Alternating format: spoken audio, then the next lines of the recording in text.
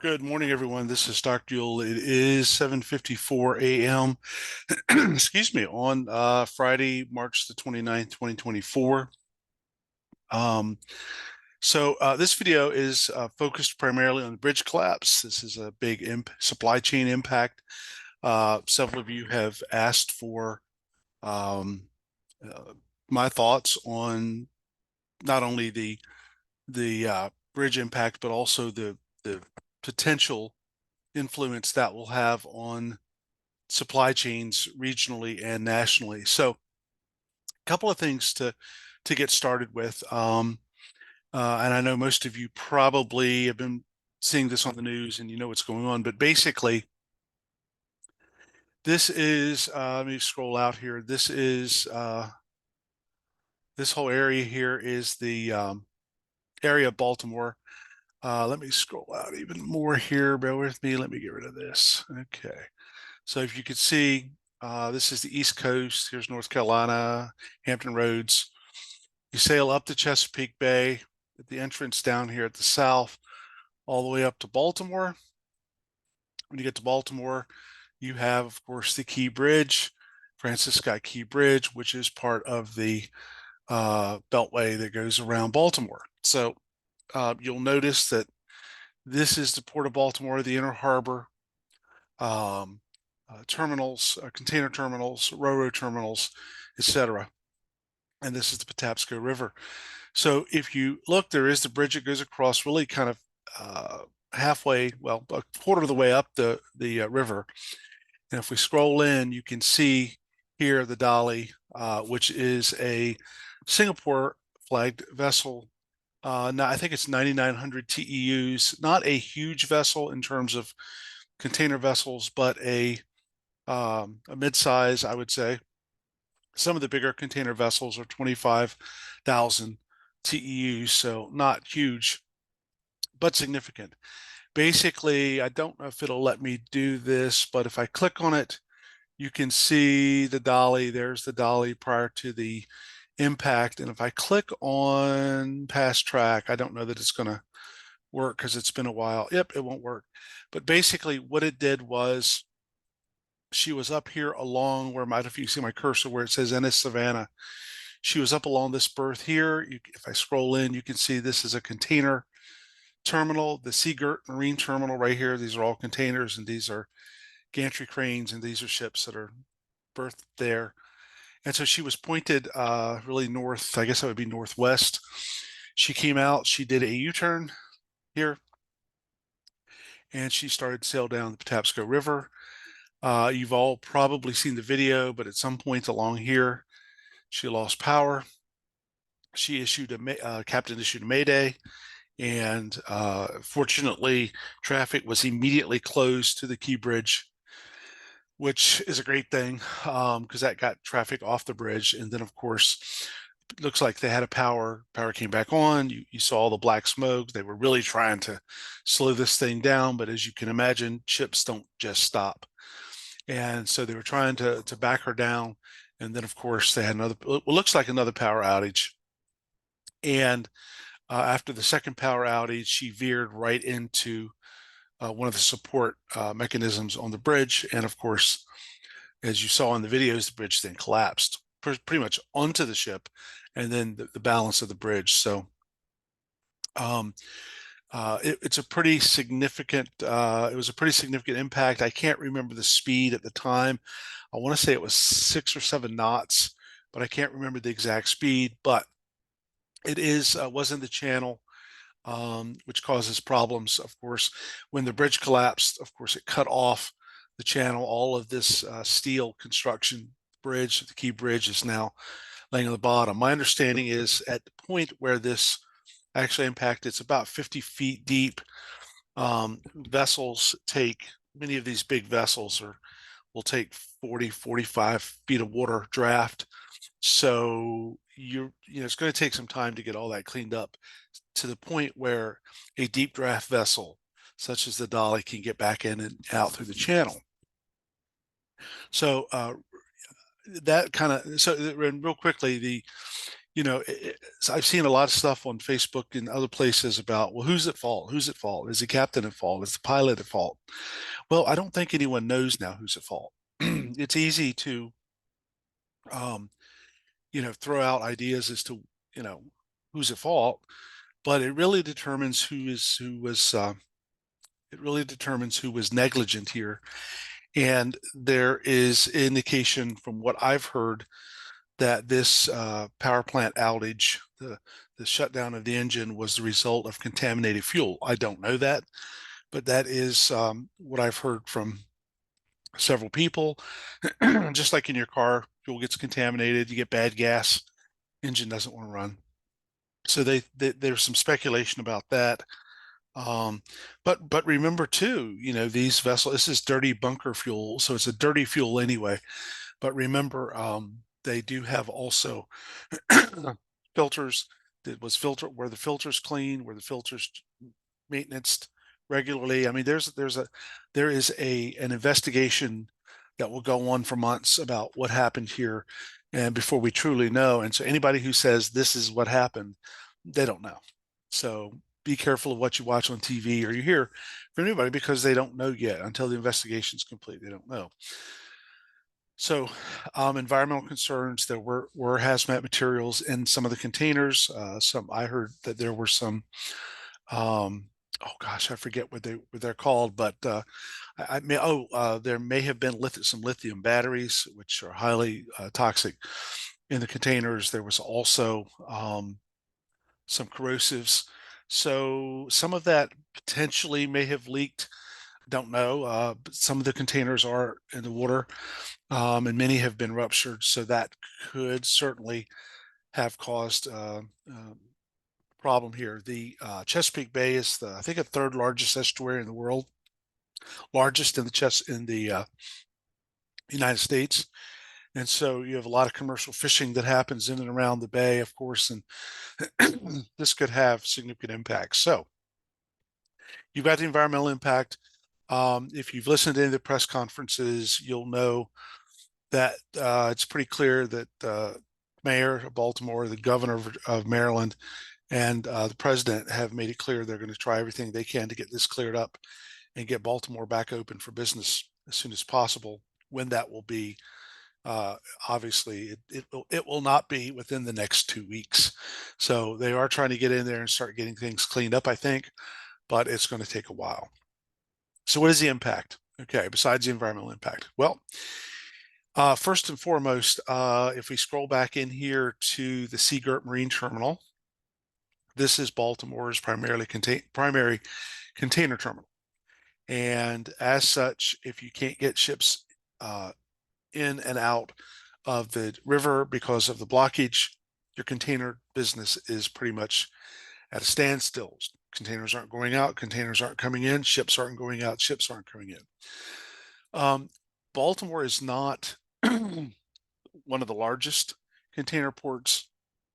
New York in the U.S., New York, New Jersey, of course, Savannah, to a certain extent, Norfolk, or Port of Virginia, um, Savannah, LA, Long Beach. These are your big container ports. Baltimore is not a huge one, but Baltimore does handle, excuse me, I've got fog in my throat. It does handle a variety of products. So not only do you have a lot of consumer goods coming out of the container terminal here, this is a big one here. The Dundalk Marine Terminal, which, as you can tell if I scroll out, the Dundalk Marine Terminal, the internet is slow here, is inside the bridge. So you have to get past the bridge to get to the Dundalk Marine Terminal. Excuse me. And you will see there are, if the picture ever loads, there are a lot of ro-ros here. Ro-ros are roll on, roll off ships. Those are vessels that cars, heavy equipment with wheels, those things, equipment roll on, where they don't go in containers. They're not bulk in the sense of coal or grain. They are ro-ro, roll on, roll off. Well, that is going to be a big problem because a lot of rolling freight comes in and out of Baltimore, particularly into Baltimore, but in and out of Baltimore, really. And And so that's going to be a bit of a problem there. If you look, I have another, there was a post here by the Washington Post that gave a pretty good graphic of imports and exports through the port of Baltimore. You can see one of the biggest exports is vehicles. A lot of cars go out of Baltimore. So vehicles and parts represent about $8 billion in 2023. Machinery, that's again part of that RoRo. Bulk stuff such as grains, seeds, stuff of that nature, even iron and steel. So you have a fair amount of stuff going out of Baltimore, and that all, of course, is going to be halted. So the impact on the export side would be, can particularly manufacturers who are shipping out machinery and vehicles and vehicle parts, iron, steel, also agriculture, can these exporters find other ports, and can they temporarily and easily shift to getting stuff out other ports? That's going to be the big question. Um, a container terminal is a bit different, the way it's set up from a RoRo terminal, right? And they're both considerably different from a bulk terminal, which would handle your grains and wood pulps and even coal, to a certain extent. So that's going to be the big consideration here for the exporters: is how long is this delay going to be, and then are there other short-term solutions for export? If you look at import, on the left-hand side, you see vehicles and vehicle parts. Again, $27 billion coming in. That's, again, the RoRo terminal primarily, which is completely cut off. So if you are an American, for example, auto manufacturer, and you are looking for parts that are made overseas, getting those parts into this port in Baltimore is not going to happen anytime soon. And you also see that's 27 billion. Again, machinery, farm work and construction, which is all part of that RoRo, could be part of that RoRo market, is a big problem. So what is the impact going to be on the big question seems to be, what's the impact going to be on the supply chain nationally and on the supply chain regionally? I would I would say, I would speculate, and this is speculation, because this all depends on how long that port is closed, right? I mean, if the quicker they get the port open, the lesser it's an impact, right? So this is all depends on that. But in terms of container freight, for example, I don't think container freight is going to be an issue, because you'll notice here, this is the Chesapeake Bay. Baltimore's up here at the top. You can see the Dolly highlighted there. Down here in Norfolk, Hampton Roads, we have also container terminals right here. We have Norfolk Naval Station, which is right up here. And then right below it, we have Norfolk International Terminals, which is a container terminal. And then we have, if we scroll over here, if I can scroll in, we have VIG, Virginia International Gateway, which is also a container terminal. My understanding is the Port of Virginia has said, hey, we can handle your container traffic. Okay. So in terms of ship capability, um, you're coming into the channel here to go to Baltimore. You just basically take a left and you could come into the port of Virginia. So Virginia could handle some of the excess container freight, as could Savannah, as could New York, New Jersey, okay, and Charleston, and maybe some others. But Savannah and Virginia would certainly be able to handle the incoming container freight. In terms of RoRo, there is some RoRo capability here in Virginia. It's not I don't think it's a big thing for us. It was certainly nowhere near what it was for Baltimore. But there is in Brunswick, Georgia, they have a huge RoRo capability. So there is the possibility, and I don't know what their capacity is, but there is the possibility of getting roll on, roll off equipment, cars, stuff in and out of Brunswick, Georgia. They're a big ro port like Baltimore. So I would argue, broadly speaking, um, from a national standpoint, the impact commercially to the supply chain is going to be, I think, somewhat minimal, to be honest with you, because we do have other port facilities, and although it would take some adjustment to get freight in and out of those from Baltimore, or separate from Baltimore, I think it's very doable. I think locally, certainly in Virginia, potentially in Georgia, if this freight is being diverted, and I think it is, then that's going to require some significant adjustment on the part of those ports to handle those capabilities. In fact, I think I heard that Carnival Cruise Lines out of Baltimore has now relocated their regional headquarters to Norfolk. And I think the cruise ships are going to be going in and out of Norfolk. And Norfolk can handle cruise ships, and it does. But it's going to take some adjustments to make that happen. So I think um, I think nationally we're fine. I think in terms of Maryland and certainly the Baltimore area, when the port shuts down, as the port has shut down, you're going to have there are going to be some workforce issues. Um, Again, do people get laid off? Is there going to be employment? Um, how soon will people get back to work that work at the ports and trucking and drayage and all these things? And that all depends on how long it takes to get the bridge open. Um, really, even in terms of that, the bridge is not going to be rebuilt in a month. It's a bridge like that's a long-term project. We know that. I'm thinking ideally if they can get the channel cleared, get the steel out of the channel, get whatever containers are on the bottom out of the channel, get the channel. Once you get the channel open, then obviously you can open the port because ships can get in and out.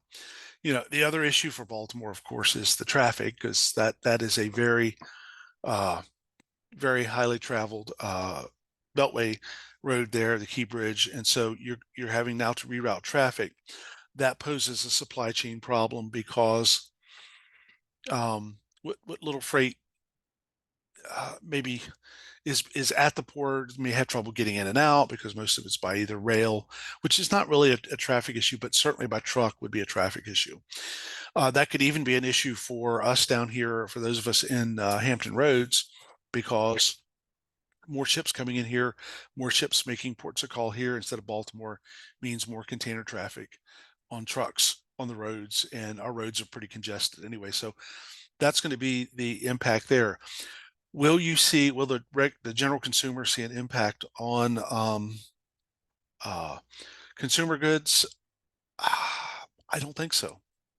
I really don't think so because once these containers come into Baltimore, right?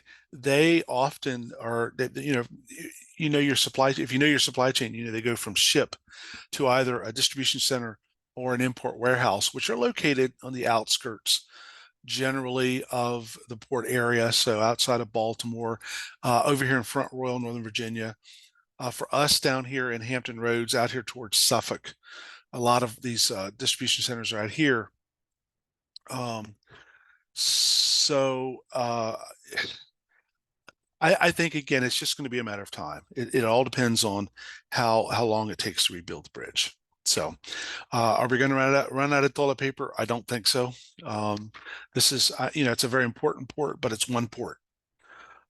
Will we see some potentially trickle down effect from some of the products? Uh, yeah, it could be. Going back to the chart here, if you're looking for a new car, um, or that's imported, you may have a delay on that in terms of getting parts and stuff in. But again, those can be rerouted to other ports, so I don't think that's going to be a huge issue. So that's my take on it. I feel certainly prayers go out to the family members of the unfortunate folks who were on the bridge at the time.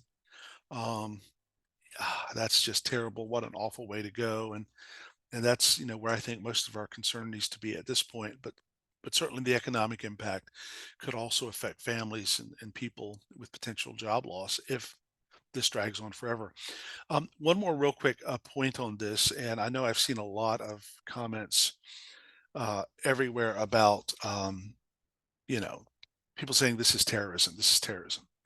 Um, I don't think there is any indication that this is terrorism. And I think for me, first of all, if this were a terrorist attack, it wouldn't happen at 1:30 in the morning. It would happen at 8 in the morning or 4 in the afternoon when the bridge is full of cars. You want to make an impact as a terrorist, that's what you do. And this was 1:30 in the morning, so I don't think there's any indication that it was a terrorist attack. The ship was not intentionally steered into the bridge piling. And the second real quick point I want to make on that, was two more real quick points. The second real quick point is just to get past some of the minutia that you see out there, you know, in the news media. But it wasn't terror, just no indication it was a terrorist issue at all. And number two, there's been some talk, I've seen some talk floating around, especially on Facebook, about how even if you lose power, you can still steer the ship. And that's not true. The steering systems on most of these vessels is hydraulic. The hydraulic steering is often run off of generators, electric primarily, that are thus powered by the main engines, right? So if you lose the main engines and you lose the hydraulics, you lose the steering. Okay, it's just the bottom line. And the third point I want to make here, has been a lot of talk about tugboats. Why did she not have tugboats? Well, normally in a port, especially one with a big creek channel like this one, with a big basin, tugboats do two things. They help the ship get docked, and they help the ship away from the dock. That's what tugboats do. Most of these ships have bow thrusters. They're able to maneuver pretty well.